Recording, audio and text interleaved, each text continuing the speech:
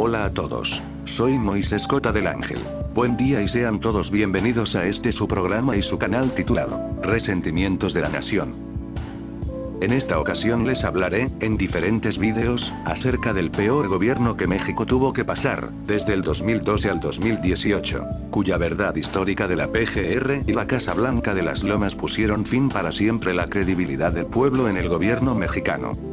Sin más preámbulos, comenzamos. Sobre el gobierno de Enrique Peña Nieto, 2012-2018. El gran sexenio del horror. Crítica de indignación nacional. 2014. De la captura del Chapo Guzmán. Del enfrentamiento en Tlatlaya, entre otros montajes. La desaparición de los 43 normalistas de Ayotzinapa. La Casa Blanca de Peña Nieto, o de la primera dama, en la cima de la corrupción. A un año de este gobierno priista que volvió a las andadas, o que nunca se fue pese al PAN en el poder, la situación en el territorio azteca no podría ir peor. Pero estaba equivocado cuando pasaban todas estas cosas desfavorables para el pueblo mexicano y convenientes para el gobierno del PRI. El aumento del precio de la gasolina y de la luz eléctrica fue un golpe bajo, un asalto, un robo para el pueblo mexicano a partir del 1 de enero tras aprobarse la reforma energética. La reforma educativa había creado inconformidad hacia los maestros que se rehusaron a realizar tal evaluación docente, misma que fue creada para despedir al maestro, preparado o no para el examen. La reforma laboral había dejado a cientos de mexicanos en todo el país en la calle, haciendo trabajar a muchos de lo que sea, mientras que otros con menos suerte siguen en el desempleo. Muchos de ellos se dedicarían a la delincuencia. El presidente Peña es indiferente al pueblo, que le falta dinero en tanto él, su familia, su gabinete y demás amigos de abolengo lo tengan todo. Autos del año, ropa de marca, propiedades en las lomas y en el extranjero, reservas de petróleo para 40 años o más, entre otros lujos comprados con dinero robado del erario, del pueblo, gracias a las reformas hacendaría, energética y financiera. Al presidente le estaba saliendo todo a pedir de boca con ayuda del control de Televisa y de Televisión Azteca sobre la mayoría de la población de poco criterio, transmitiendo novelas, programas, reality shows, copiados de Estados Unidos y de otros países a los que llama adaptaciones, y noticias que hablaron bien de su jefe el presidente de México, sobre todo la presunta captura del Chapo Guzmán y su primer informe de gobierno. Pero en lugar de subir a la gloria y al honor bajó en picada con las noticias no transmitidas ni manipuladas por Televisa ni por los medios amigos del Estado. La desaparición de los 43 normalistas de Ayotzinapa, Guerrero, y el escándalo de la Casa Blanca en las Lomas, así como el avión presidencial que representaron la crisis, más bien, el déficit de una gobernabilidad decente y honrada en México. Pero lo más difícil de creer fue la captura del criminal más buscado por años, influyente y poderoso del bajo mundo mexicano, llamado Joaquín Guzmán Loera, mejor conocido como el Chapo. Esta presunta captura del Chapo Guzmán a finales de febrero fue llevada a cabo por elementos de la Marina en la noche de Mazatlán, Sinaloa. Era buscado también por la DEA de Estados Unidos por más de 30 años.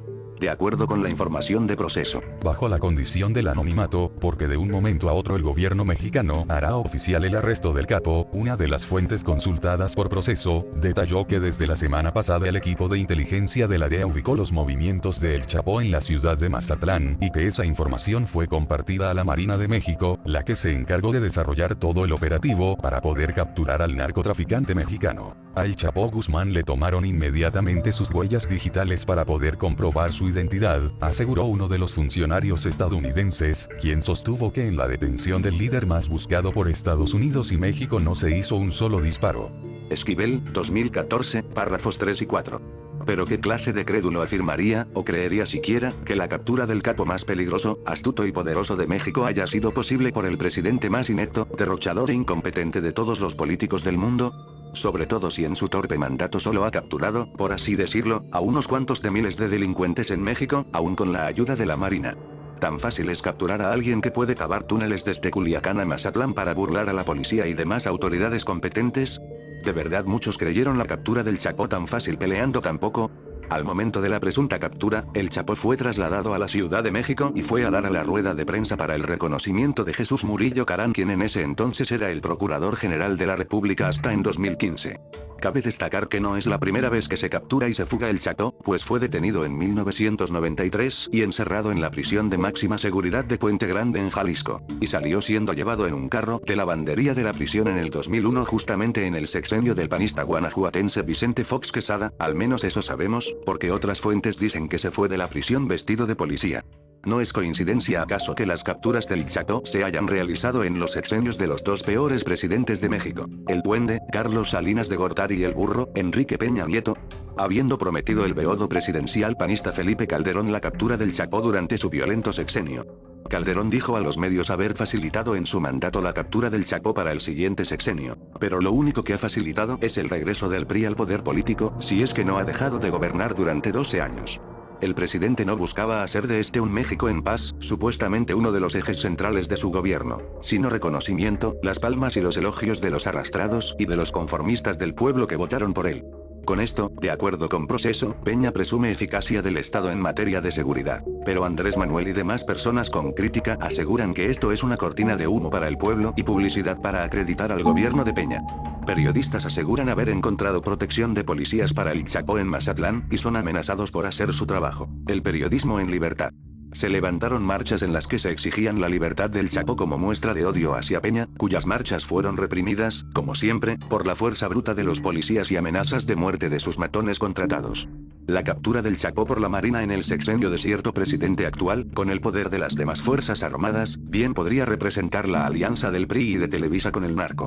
Bien el narco controla el poder político del país, o bien el gobierno maneja el narco y el crimen organizado. En junio del 2014, en San Pedro Limón, municipio de Tlatlaya, Estado de México, hubo un presunto enfrentamiento de elementos de la Secretaría de la Defensa Nacional con presunto grupo armado. Pero solo fueron ejecuciones de 22 personas inocentes, sin relación con la delincuencia organizada.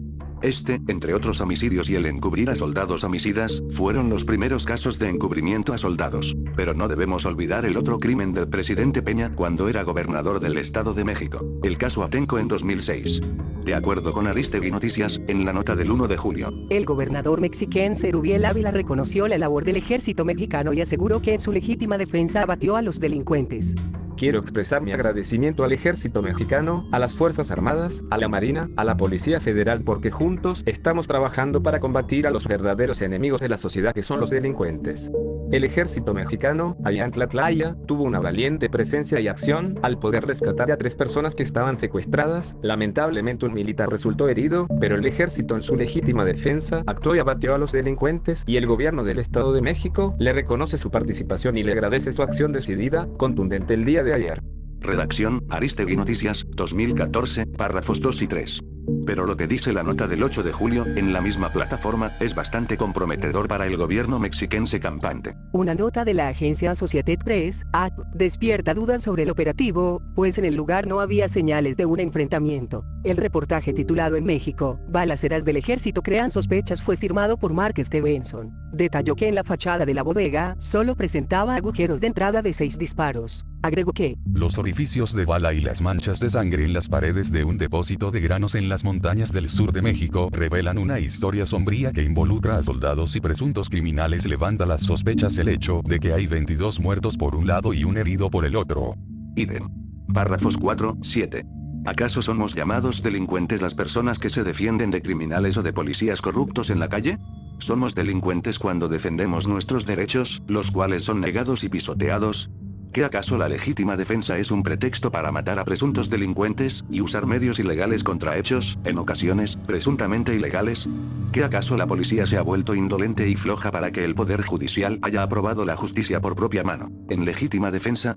¿Qué más se podría esperar de los que se preocuparon más por el soldado raso herido en esa masacre que por 21 hombres y una mujer asesinados? ¿Valiente presencia y acción son acaso de la defensa nacional sometimiento y asesinatos dolosos? Para matar a esas 22 personas y para recuperar a los presuntos secuestrados, de los cuales no se sabe nada, ¿se necesita valor? Su acción decidida y contundente estaba muy bien planeada según el gobernador del Estado de México en aquel entonces, pero no fue ejecutada para salvar vidas sino para matarlas. No por nada el presidente pidió nada de especulaciones respecto a estos casos como el de la Torre de Pemex en 2013, porque la mínima sospecha sobre estos casos es una amenaza para el Estado y el Poder Judicial. No por nada mandan a callar y a matar a periodistas veraces y honrados. Para que haya habido un enfrentamiento, se tuvo que detonar más de 6 balas dentro y en las afueras del lugar, y las balas fueron detonadas en una sola dirección. Es decir, hacia esas 22 personas específicamente. De haber secuestrados hubieran muerto también, quizá también fueron escondidos en una fosa como es costumbre. No cabe duda de que la acción de estos soldados, 8 detenidos, según fuentes, fue un claro ejemplo de la violación de las normas castrenses, su propia constitución militar.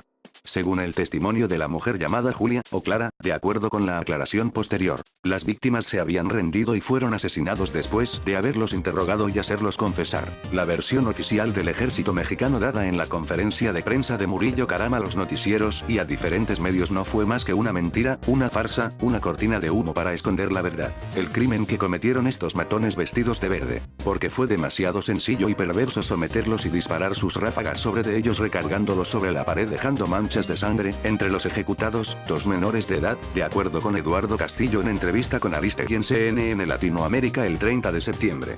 Cabe destacar que el ejército movió la escena del crimen a su favor para hacerla parecer un enfrentamiento a muerte donde los desarmados también murieron involucrados por el supuesto crimen.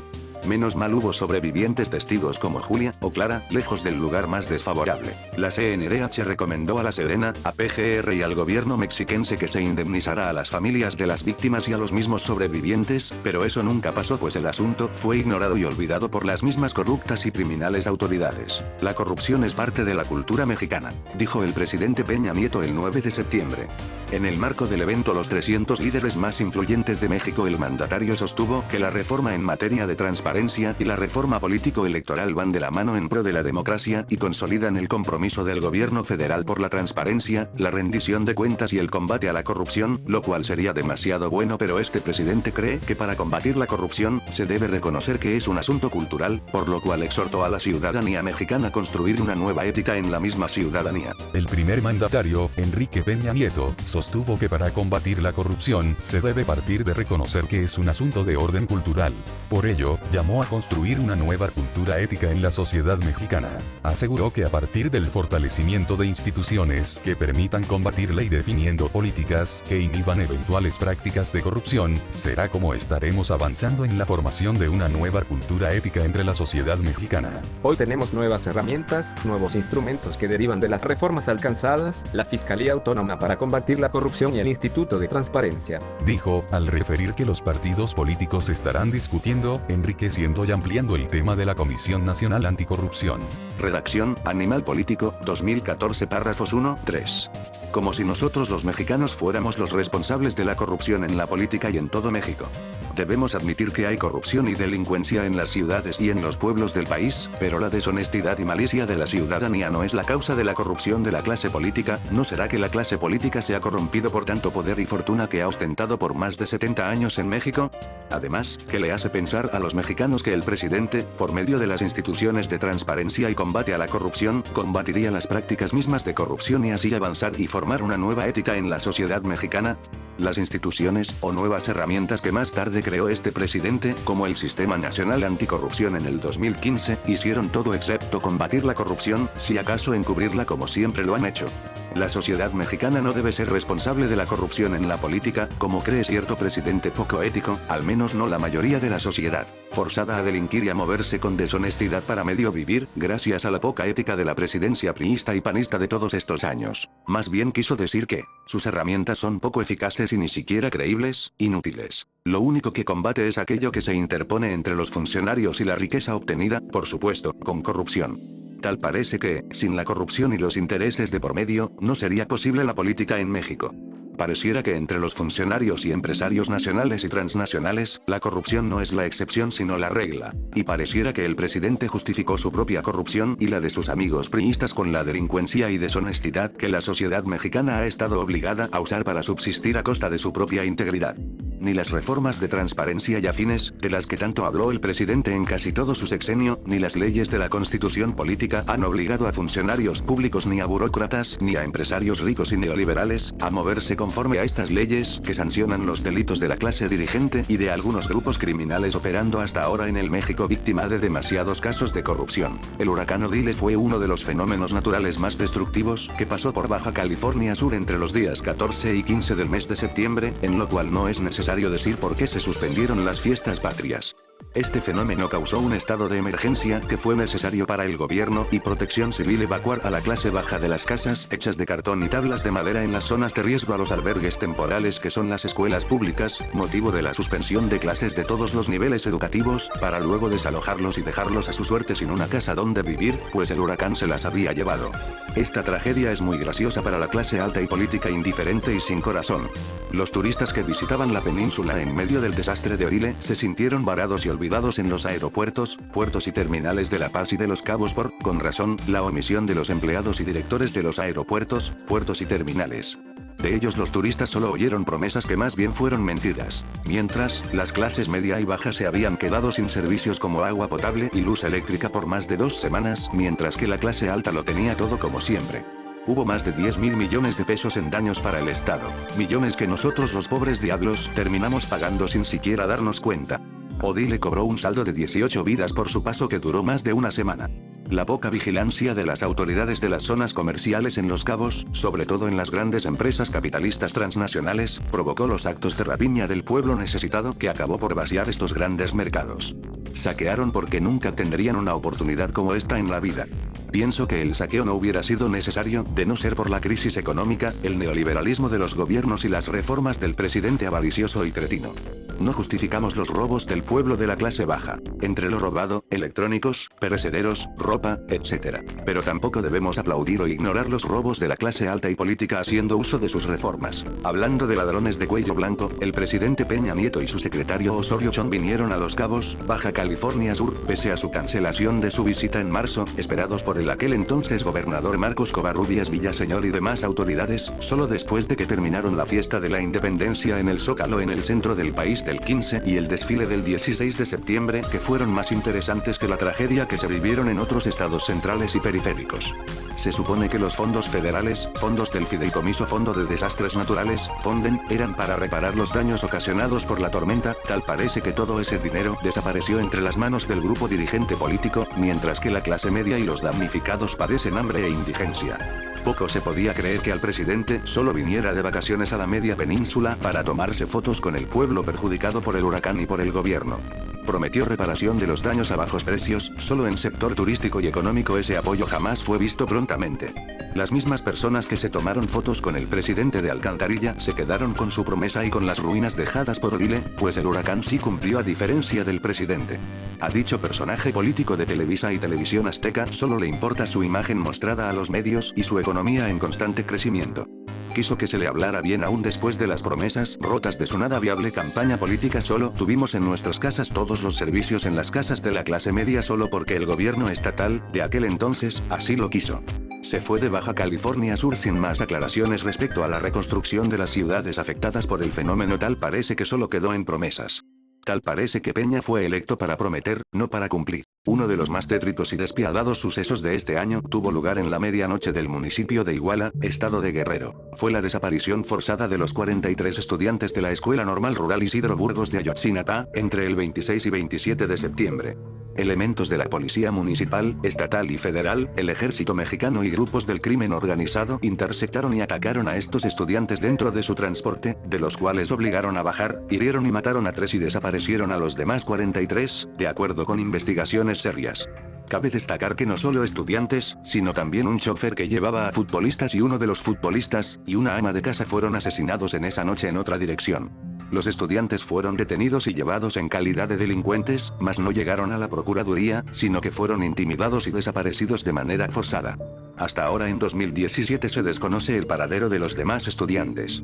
Este hecho llegó a saberse por medios de investigación serias y no vendidas por el gobierno, y por la mayoría de los mexicanos, lo que causó conmoción mundial e indignación hacia las autoridades y al gobierno de Peña.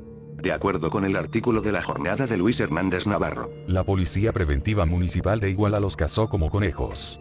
A pesar de ser estudiantes, los trataron como si pertenecieran a un cártel rival.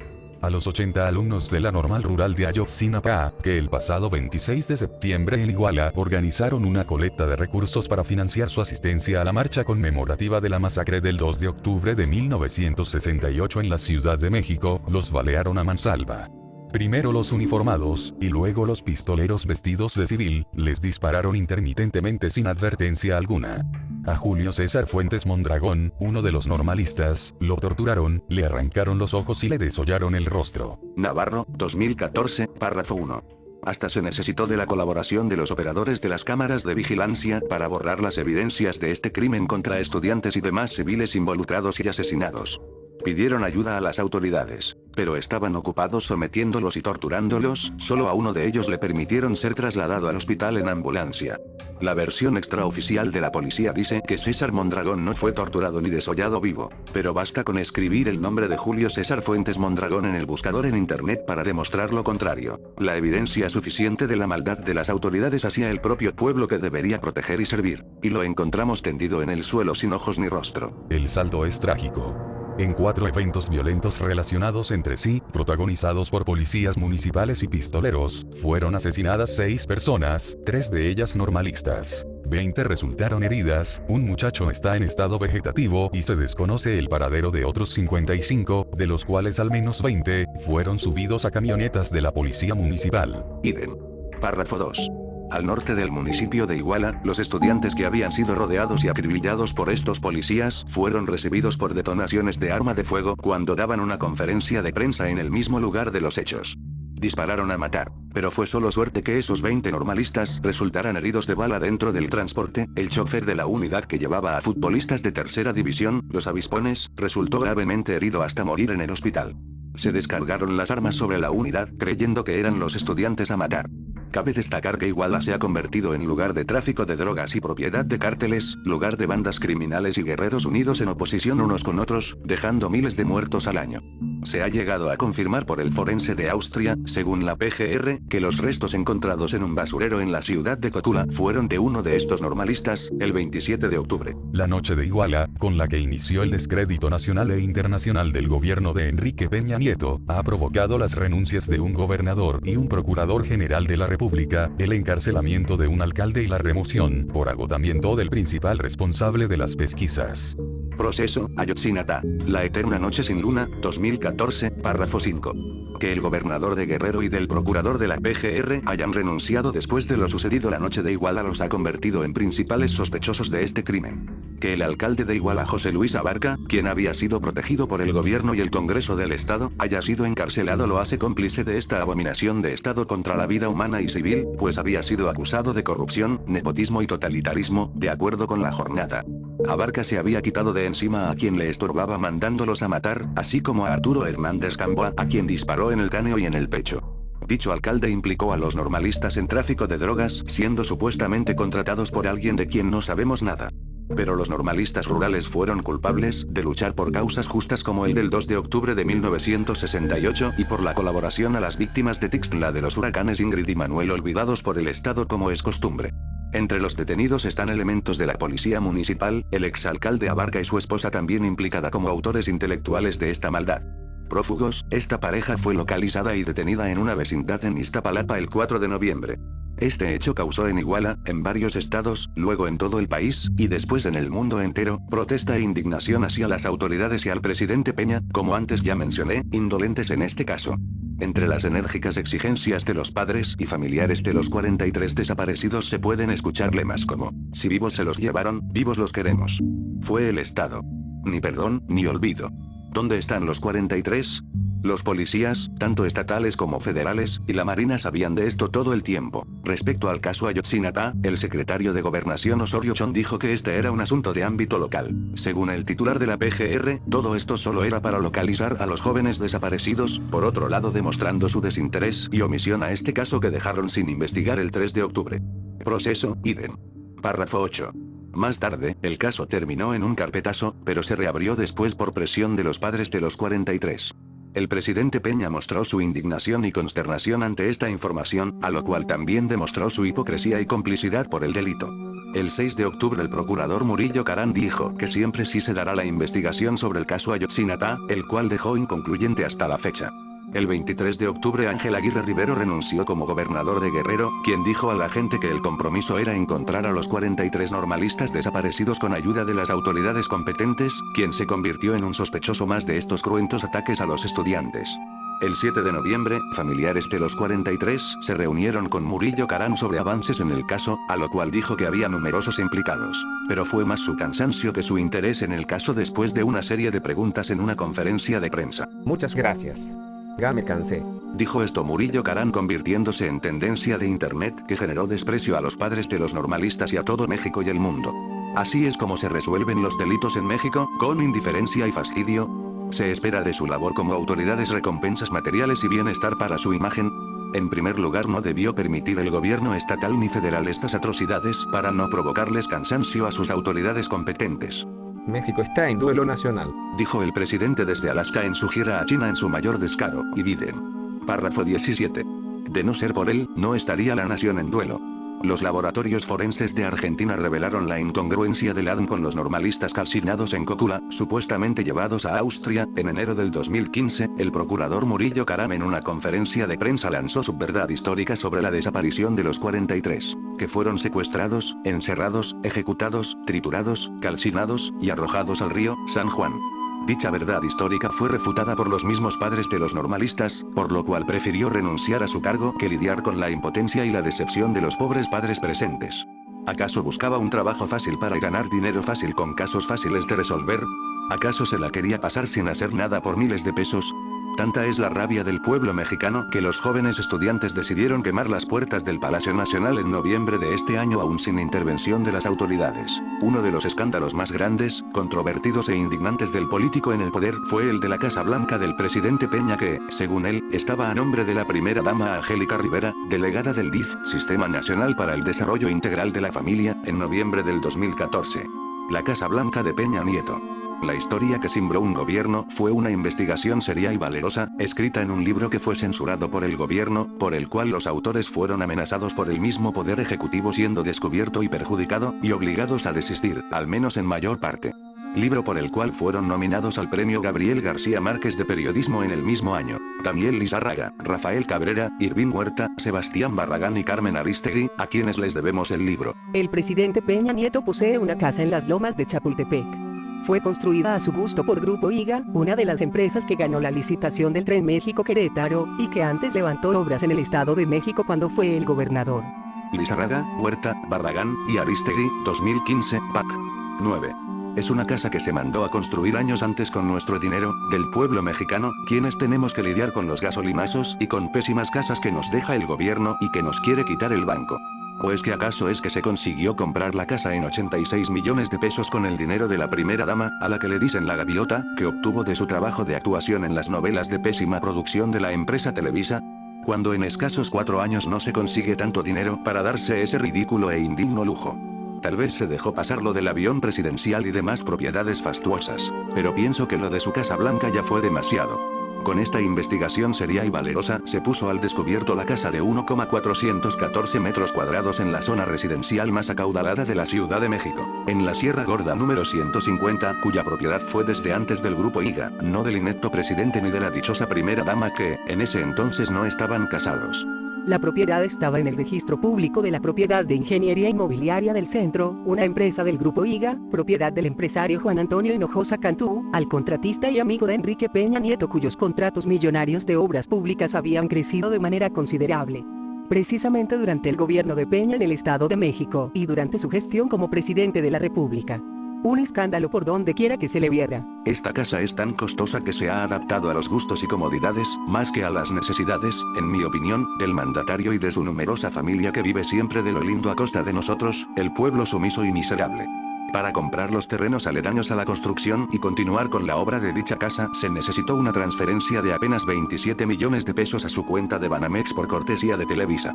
La actriz trató de dar explicación de cómo adquirió la otra casa, o las dos casas conectadas por un pasillo, en Sierra Gorda, pero resultó inverosímil y por demás absurda, pues una actriz no ganaría tanto en una casa como esa.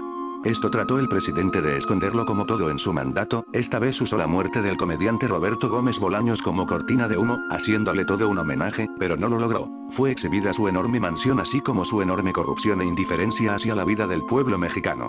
Llena de imprecisiones dijo que era el reportaje independiente, medios nacionales como Aristegui, La Jornada, Proceso, etc., e internacionales como Forbes, sobre su Casa Blanca, lo que estaba llena de imprecisiones era su pacto por México y la explicación insostenible de la gaviota quien desempeñó el peor papel de este espectáculo, ser la actual esposa del presidente de los Estados Unidos mexicanos. Ante la presión de la prensa, fundamentalmente extranjera, empezaron a darse explicaciones oficiales. El entonces vocero de Peña Nieto no fue el primero en salir a los medios. A todas luces insuficientes sus declaraciones, frente al tamaño de la crisis, se decidió que fuera ella, Angélica Rivera, y no el presidente, quien llevara el costo mayor de ofrecer explicaciones. Como se sabe, el efecto que tuvo su mensaje grabado fue contraproducente y para la actriz un golpe mortal a su imagen. ¿Quién era la persona menos indicada, o peor indicada, para dar, o tratar de dar, explicación a esto ante los medios de comunicación y de prensa furiosos y curiosos? Era Rivera. De haber sido mejor actriz según Televisa, hubiera interpretado mejor el papel de alguien quien daría la mejor explicación a la obtención inmerecida de la Casa Blanca. Pero a nadie del común del pueblo, entre ellos periodistas serios o vendidos, satisfizo y terminó por ser un fracaso, por ser esta explicación criticada y desacreditada brutalmente en las redes sociales por todo el país, incluyéndome. Su imagen es lo que más les importa a la clase de personas en la alta clase política que su propia dignidad. Su desenlace fue tan tragicómico que terminó por vender la Casa Blanca a seguir siendo criticada por los medios independientes para que no sigan ofendiendo y difamando a su familia, como dijo ella, cuando por otro lado la familia numerosa de Peña y de Rivera ya estaba siendo más que criticada, ofendida y difamada por sí sola, debido a su gran desprecio al pueblo mexicano honrado y poco ambicioso, y por los lujos comprados, propiedades, el avión, carros del año, etc., por el dinero de la misma clase media baja. Así como el presidente dijo a los padres superar lo de Ayotzinapa, veamos si puede superar lo de su Casa Blanca. Pero el mandatario, furioso, decidió vengarse tomando cartas en el asunto. Mandó, en su poder ejecutivo, legislativo y judicial, destruir el libro sobre la Casa Blanca aquí citado y mutilar el prólogo de Aristegui, y a despedir a los periodistas autores del reportaje del libro, incluyendo Aristegui días después.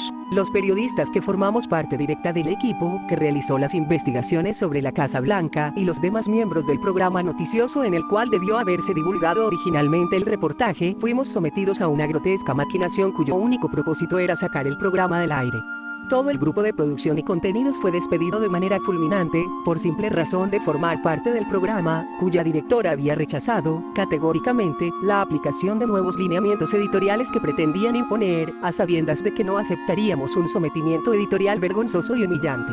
De lo que se trataban estos nuevos lineamientos era el de censurar información incómoda, crítica y comprometedora para el gobierno federal, es decir, real e imparcial, y convertir los noticieros, los periódicos y demás plataformas periodísticas en horrores y burdeles informativos que se adapten a las exigencias de Peña como los noticieros de Televisa, Televisión Azteca y otros medios aliados al poder. Cabe destacar que imponer y comprar los medios de comunicación e información para ganar elecciones y que hablen bien del presidente es ilegal. Muchos de los compañeros de la periodista se dieron a la presión, a las fuertes amenazas y a la creciente corrupción del poder político y mediático, tanto que fueron despedidos quedando ella sola. MBS Noticias no podía despedir a la periodista porque su relación no se basaba en ningún contrato laboral como en la reforma inhumana del presidente. Fue despedida semanas después, porque de manera pronta sería demasiado obvio, a espaldas del público, sutil e insospechado como todo en la política tradicional mexicana. MBS quedó corrompida y convertida en un instrumento perfecto de venganza, silenciamiento y opresión del presidente supuestamente transparente y en pro de la libre prensa. No por nada promulgó la reforma de las telecomunicaciones para que sus medios predilectos ejerzan todo excepto libertad de expresión y periodismo de verdad. MBS había atentado contra sus propios principios y contra el propio contrato con el despido de Aristegui. La corrupción típica política, el desvío de recursos, la ocultación de evidencias incriminatorias, la ostentación por medio de la avaricia y el prestigio inmerecidos fueron los materiales únicos e indispensables que construyeron esa casa en las lomas. Tal vez la Casa Blanca, que representa el más grande despilfarro de esta familia infame, no fue derrumbada, sino lo que se derrumbó fue su imagen ante la sociedad en su propia clase alta y en la media y baja. El mandatario del nuevo PRI canceló su licitación del tren México-Querétaro, misma de Grupo IGA, para la empresa china y con el dinero de este proyecto se hizo con la gran casa, de IGA también, por supuesto. No vaya a ser que todos los mexicanos tengamos, hasta ahora, que pagar también tal licitación a China gracias al presidente derrochador Peña Nieto. Pronto, el presidente de Estados Unidos, que sería Donald Trump a partir de diciembre del 2016, exigirá que paguemos el muro que pondrá en la frontera al norte de México. Después a Osorio Chong y a otros funcionarios se les descubrieron más casas del mismo grupo IGA, desvergonzados aún después de lo que le pasó a su querido presidente. Para colmo, el dólar superó el límite de los 15 pesos mexicanos, haciendo que el manejo de dólar por nosotros los mexicanos sea más que imposible, ya casi ni siquiera manejamos los pesos en este rezagado país en materia económica. El presidente en conferencia de prensa aseguró que el aumento del dólar generaría mayor oportunidad de competitividad y mejoras para el turismo. La actriz del programa matutino de Televisa Hoy, Andrea Legarreta y el actor Raúl Araiza, dijeron que el aumento del dólar no afecta a la economía de los mexicanos, quedando en ridículo y en desprecio nacional, vendida y arrastrada del partido y de la televisora. ¿Cuánto les pagan a estos actores para decir todas estas mentiras? Pues su carrera consiste, primero que nada, en mentir y engañar al público. Bien aprendieron de los políticos. Ya los griegos llamaron a sus actores hipócritas, como diría Rodolfo Usigli. Este aumento es oportuno solo para el turismo y el Banco de México, lo que sí afecta al pueblo mexicano. Después alegaron los actores que lo que dijeron del dólar no era opinión propia. Entonces, ¿quién escribiría cierta opinión tan vaga y degradante? ¿El productor? ¿Acaso el presidente o el secretario de Hacienda detrás de los actores y conductores de programas de mal gusto? La importación de productos de Estados Unidos en México serán más costosos y difíciles de conseguir gracias al aumento del dólar. Las compras en línea son ahora un derecho negado más, igual que todo lo poco que beneficiaba a nosotros los mexicanos de la clase más desfavorable. Lo menos indicados para hablar de economía son estos actores televisos por simple desconocimiento del tema. En lo personal tampoco soy el indicado para hablar de este tema del dólar. Pero cierta opinión, cuyo origen se desconoce hasta ahora, no tuvo razón de ser y fue causa de miles de críticas hacia los actores en redes sociales, lo cual fue muy gracioso. Pero lo más gracioso fue el robo a casa habitación que sufrió la actriz en el 2017, y muchos dijeron recordando su lapsus: el robo a la casa de Andrea Legarreta no nos afecta a los mexicanos. Gracias al corrupto presidente con el intelecto de un niño de primaria y al avaricioso secretario de Hacienda, el peso mexicano frente al gigante dólar está más que devaluado, aún más que la moneda de Argentina. Inclusive la cabra en Nigeria vale aún más que el triste peso mexicano, que pronto no servirá para nada en años más postreros. Despedimos este 2014 con asesinados, damnificados, desaparecidos, endeudados, desempleados, deseducados, engañados mexicanos gracias a Peña Nieto. Gracias por ver este video. Si te ha gustado, por favor, dale like. Comparte y suscríbete para ver más de estos vídeos críticos de indignación nacional. Nos vemos en otro video, en la siguiente parte del peor gobierno de todos. Hasta entonces.